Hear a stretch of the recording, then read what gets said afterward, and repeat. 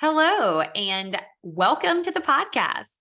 Today, we are going to talk about how to take care of your health while you travel. And I'm going to help you come up with a plan for before, during, and after your trips so that you can stay on plan and not undo all the work you have done with lifestyle changes while traveling.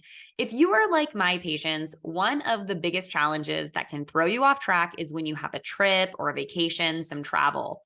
Whether this is a once a year or once every few year blowout trip of a lifetime, or whether this is a regular trip home to see your family or business trips that you have to do on a regular basis, if you do not plan for how you are going to handle travel, it is very likely you're going to get thrown off track. So let's come up with a plan for what you can do before, during, and after travel so that you can maintain your weight or even keep losing weight while you travel. Okay.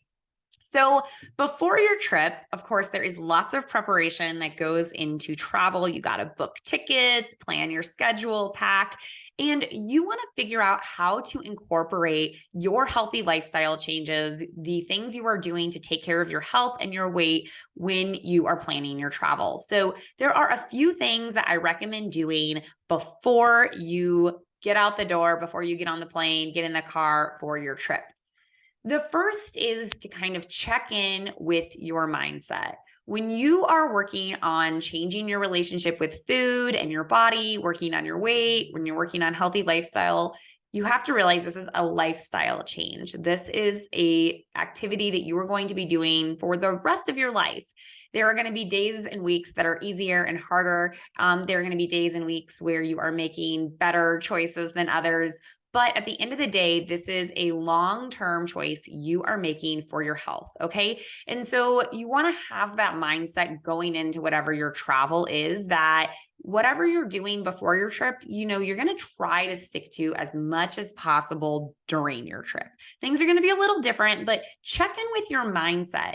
If you still have this mindset that you're going to work, restrict, exercise, train, eat right, and then when you go on your trip, you're just going to do whatever the heck you want, you are probably going to continue to yo-yo with your weight, feel frustrated, beat yourself up, maybe not even feel well physically. I'm sure you've had that experience where you get home from a trip and you're like, oh, I just feel sluggish. I don't feel good. I have had too much junk. I haven't been moving. Maybe I haven't been sleeping. I'm not taking care of myself. I don't want you to feel that way after your trip, and you don't want to feel that way either, right? So get your mindset in check before you travel, and we are going to try to stick to our healthy habits as much as we can when we travel. Before you travel, you're going to have to figure out how to do that. So one thing is, if you are currently engaged in physical activity, exercise, is figure out how you are going to continue that while you are on your trip. So for some people, that might mean figuring out if there is a gym similar to the one you are using where you're at. If you're part of a big chain like 24-hour fitness, maybe they have locations where you're going. Maybe the hotel you're staying at has a gym. Maybe the family you're staying with, has a gym that they go to. If you're currently doing like CrossFit, those are all over the world. Maybe you can find some new ones to check out where you're at. So figure out what you're going to do movement wise. A lot of times movement can be easy to incorporate when we travel, because if we're doing things for leisure, a lot of times we are doing more walking to get around and explore a new place, or doing activities in those places. So maybe that is going to be your exercise, your movement while you're traveling, but plan to, keep that activity level up while you're traveling. And again, you might have to really think about that before you get on the plane or in the car, or on a cruise ship. I don't know what you're doing. That would be fun. Next, we are packing. So when we pack for a trip, we got to pack our toiletries, we got to pack our clothes, and a lot of times we might need to pack some food. This may be a new thought for you. You may never have packed food on your trip. You may think, there's food everywhere, but it may not be your food. It may not be the food that best serves your body and is serving your plan. And so a lot of times before you pack, you might want to think about bringing food. This is something I advise my patients all the time. So if there are protein bars or protein shakes that are are part of your regular routine or even your backup things that you use as sort of backup fuel. You like them, okay, they're not what you normally have for breakfast, but if you're, on the run, maybe you'll eat. Those are great things to pack. So protein bars, protein shakes are something that are always in my bag, even, if I'm just going to the store for a bit, because I want to make sure if I get hungry, if my plans take too long, I have some fuel with me. They are great to bring with you on trips. A lot of times the breakfast that's going to be served at a conference or at your hotel or on vacation is going to be a lot higher calorie than what you might eat at home. We're talking pancakes and French toast and pastries, and you might want to enjoy some of that on your trip. But if you do that every day of your trip, you're probably not going to be very happy with the results you get. So bringing protein bars or shakes, getting those in your bag.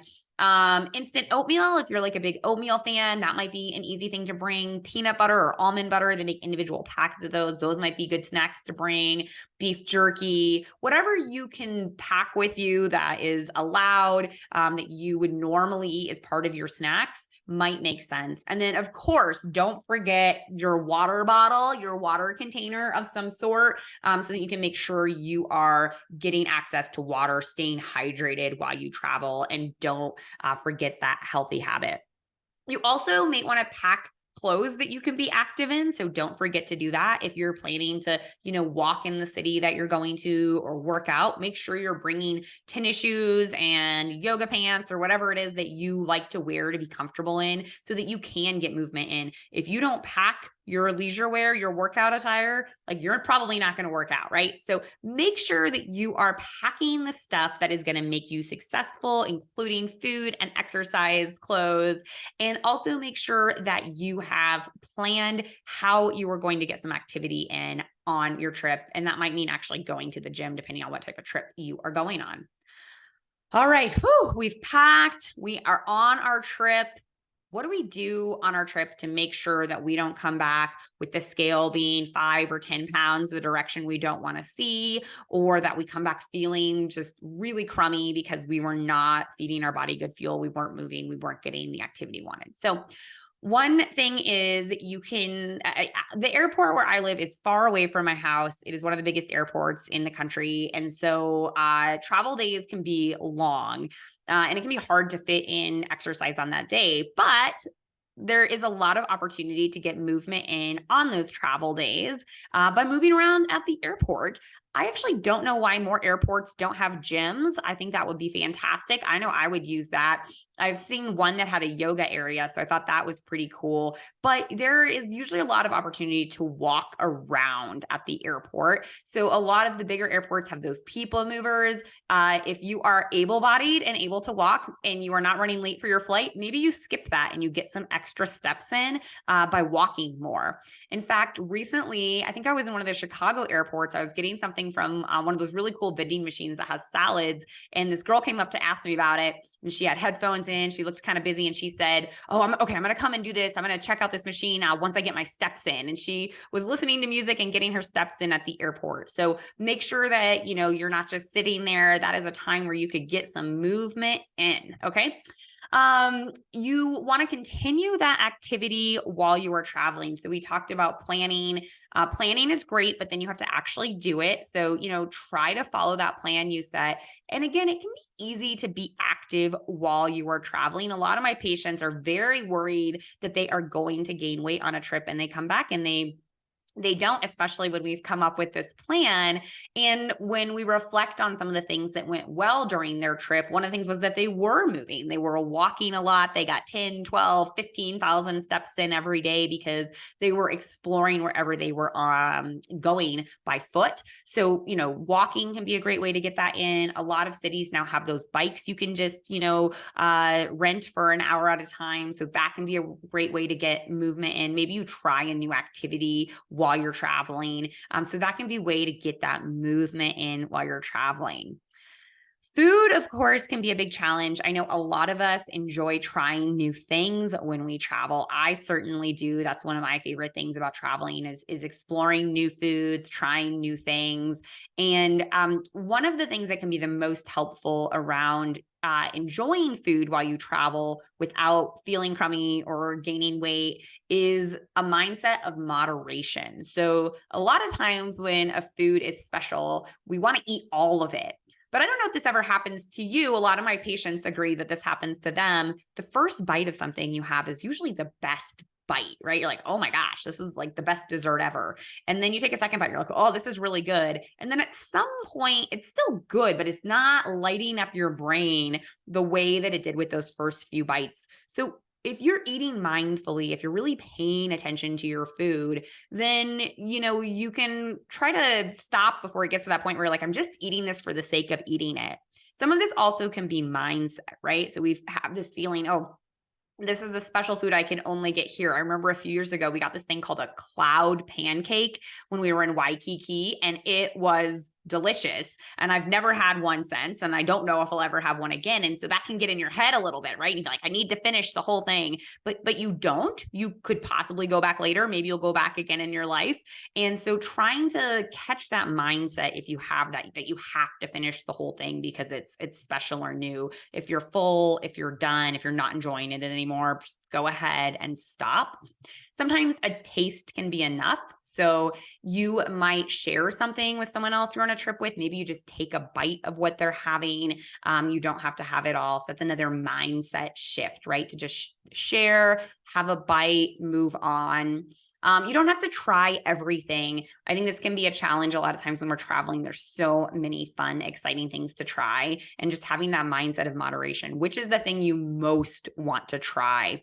Sometimes when it's special too, there's this feeling you have to have it every day. I'm pretty sure when I was like 22 and went to Italy that I had gelato every single day. And maybe that was okay. But, the mindset can change there a little bit. Like just because it's special doesn't mean I have to do it to the extreme, right? So that is another mindset shift. And then I always like to focus on eating healthy food as opposed to telling yourself to not eat things that are less healthy. So when you're sitting down for a meal, when you're going to order something, focus on veggies. Try to get those veggies in first. And so when you go to a new restaurant, you go someplace exciting, what vegetables can you have? Kind of fill yourself up with the healthy stuff. And then you have less room on your plate to eat the things that maybe are not going to serve you as well. And I think a lot of times if you're staying on top of eating your veggies, you feel a lot better. You don't have as much, gut issues, constipation, things like that can happen with travel. So make sure you're getting those healthy foods in. And when you're eating more healthy foods, then it leaves less room for the desserts and the foods that are not as healthy for you. Another big challenge on the trip that you're going to want to pay attention to if you are someone who drinks alcohol, alcohol is something that often is increased during travel. And alcohol has calories, but a lot of the drinks that people will get on vacation can also be really a lot higher calorie than drinks they might have elsewhere. So if you're on some sort of tropical trip where you're getting like frozen drinks and cocktails, those can have 300, 600, 700 calories for some of those like pina colada type drinks. So being mindful of those in terms of calories. The other thing I always like to say about alcohol is alcohol brings friends. And what I mean when I say that is no, it's not the way to be the life of the party and meet new people, though maybe that is how you do it. But alcohol brings along more alcohol, and alcohol often brings along more food. So the reason most people like alcohol is it disinhibits us. What that means is it makes us think less. And so it's a lot easier to say yes to the second or third or fifth drink. And it's a lot easier to say yes to that bite of food or yes to that, basket of chicken tenders that you might normally not eat. So alcohol brings friends. plan for moderation. Don't go into this trip thinking, woohoo, like I can do whatever I want. Alcohol is definitely something that is not great for our health. In moderation, it's probably okay. But if you're drinking more than, one or two drinks in a sitting, you are probably going to start having some consequences from that at some point, both health-wise, but also in terms of the amount of calories that you are getting from that. So have some moderation around alcohol when you travel. It definitely will make you feel better with your trip, and also probably help with your health and weight goals. Another challenge that comes up around sort of mindset with traveling is you may have a lot of memories about a place you've been before, whether that's home, maybe you're going home for a trip, or maybe you're going to a place that you love and you have always gotten a certain food there, or maybe other people expect that you were going to get that certain food there. And maybe that's no longer a food you enjoy or a food that you're eating or that you feel good from eating. And that's okay. So I'll give a story. A family member of mine who's a big Disney fan was talking about a Disney trip they had coming up. And they were talking about all the snacks they were going to eat there. And they were going through the list and they were like, you know what? I'm going to get one of those chocolate covered bananas. I don't really like them, but I have to do it. And I was like, whoa, whoa, whoa. What do you mean you have to do it, right? Like, it's not like it's the only dessert option there. There's plenty of other delicious options. You don't like it anymore. Why would you eat, 300 calories or whatever it is of something you don't enjoy, right? Like, why are you doing that? That doesn't make any sense. So if you are no longer enjoying a food, don't eat it just because of a tradition. That doesn't make sense, right? Maybe you go home and there are some chili cheese fries that used to be your favorite at the diner in your hometown, and you always expect to get them, and you take a couple bites and you're like, man, I'm getting like reflux from these, or I'm not enjoying this. It's not worth it to me. It's okay to not eat that food. Okay. So we change, we evolve, our tastes change over time. I mean, what 4-year-old likes a grapefruit, right? But maybe you like a grapefruit as a 35-year-old, right? So our tastes change, and that's okay. Don't eat foods that aren't serving you just because you used to do it. It's okay to be a different person. Another example, I had a patient, we'll call him Mike, and Mike did a lot of business travel, and he was known, he has a big expense account. He was known for getting the biggest steak at the restaurant, getting multiple cocktails, and really having a good time when he went out with his clients. And we worked on a nutrition plan for him where he could still have a lot of the foods that he wanted. He just cut out some of the things that he didn't like as much and was having smaller portions.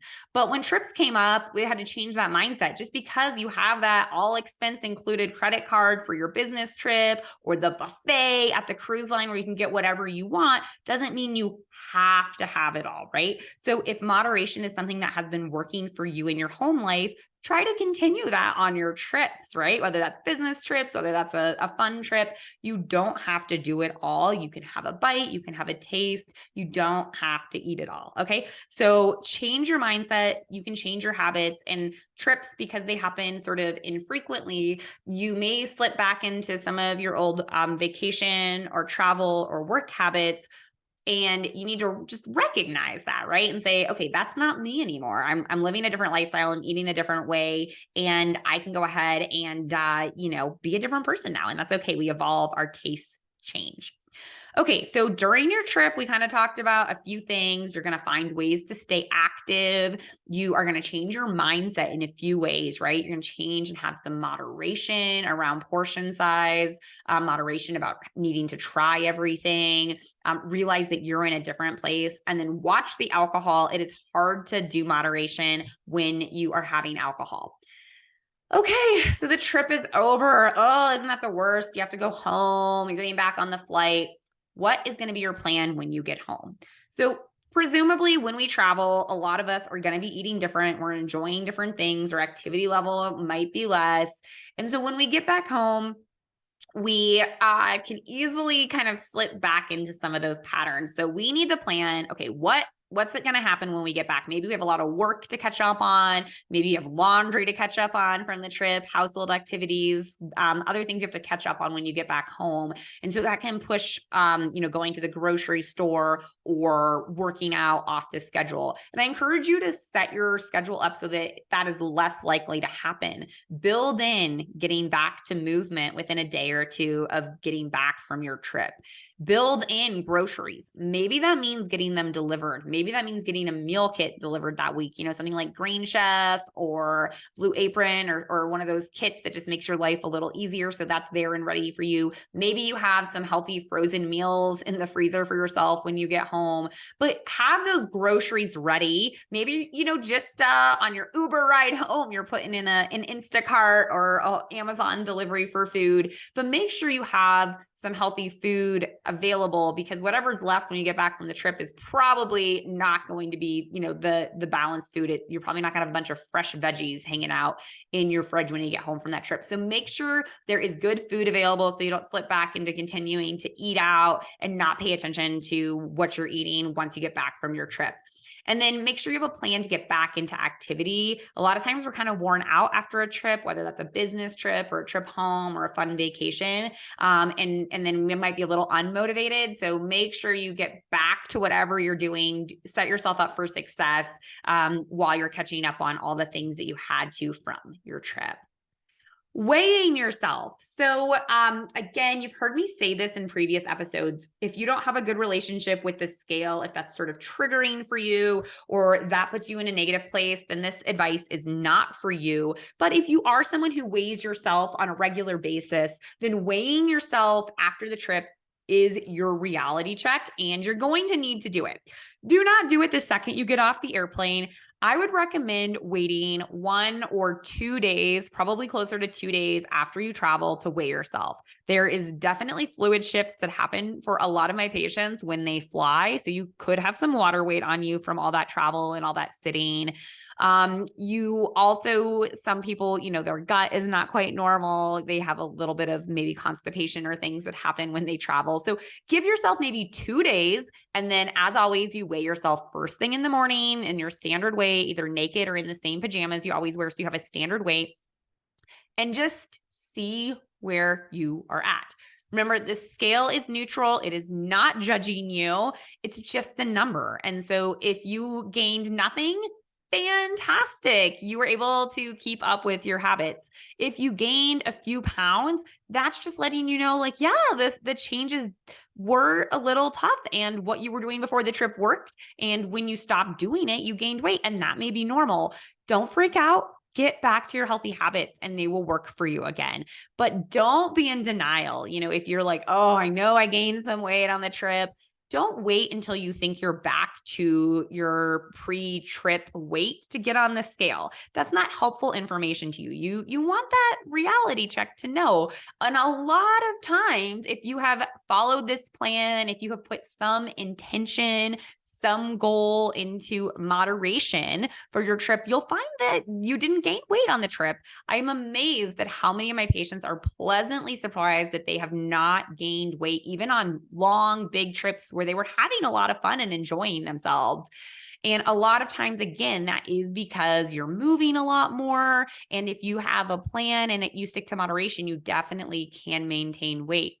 One other thing that I have noticed is something that seems to keep my patients from gaining weight on trips too, is people tend to snack less when they are on a vacation and traveling, which may not sound true at first, but for most of us, when we are at work or at home, we have access to food all the time. And so it's really easy to grab a few crackers or grab a few chips or grab a few cookies or eat from that candy bowl. But a lot of times when we're traveling, we have to go out of our way to get a snack. So we might have planned for breakfast, lunch, and dinner, but to actually stop and get a snack, you have to, go to a store or go up to a vendor or actually, go out of your way to eat. And so a lot of times we are only eating 3 meals a day when traveling. And so that is, I think, another reason a lot of my patients are successful at maintaining their weight when they travel, is that you actually are eating less frequently.